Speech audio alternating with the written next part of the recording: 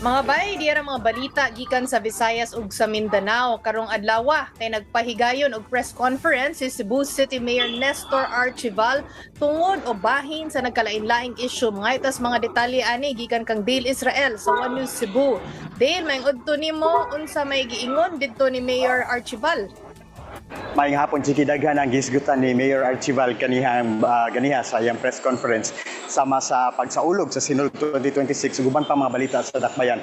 Giaghat sa ang mas daghang tao labi na ang mga deboto ni Senyor Santo Niño nga mukuyog sa selebrasyon karong tuig. Sumala ni Cebu City Mayor Nestor Archival, ang festival karong tuiga naka-focus sa mga deboto o mga gastuan niini gitanaw nga mas mubo kumpara sa magiaging tuig tungod sa epekto sa miaging kalamidad. Magpagawas usab og limitadong edisyon sa commemorative coins ang Bangko Sentral ng Pilipinas og 500 ra ka buok nga mga commemorative coins para sa Sinulog 2026. Kumpirmado sab nga 37 ka contingents ang mopartisipar sa Sinulog sa umaabot nga tuig. Giimbitaran usab ang presidente nga moduyog sa maong selebrasyon.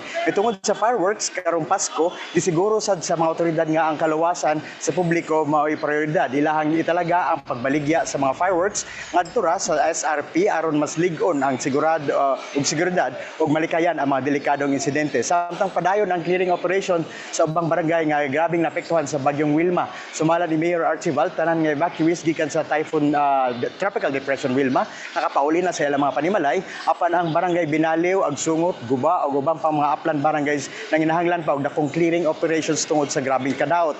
Gipasulay sa local government lokal nga gobyerno ang pagtukod og water catchment facility para sa mga upland barangays nga nagkandidad og 1.5 billion pesos aron malikayan ang kulang sa tubig sa maabot. Giaghat sad ni Mayor Archival ang mas maayo nga epesyente nga pagkolekta sa revenue sa syudad aron mapunduhan kani mga proyekto sama sa water catchment facility. Sa laing bahin adunay maayong balita para sa mga job order employees sa Cebu City.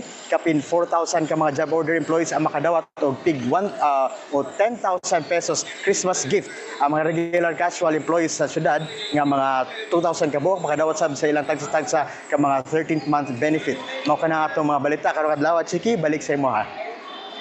Daghan kayong salamat sa imong mga update Dale Israel gikan sa One News Cebu. Unya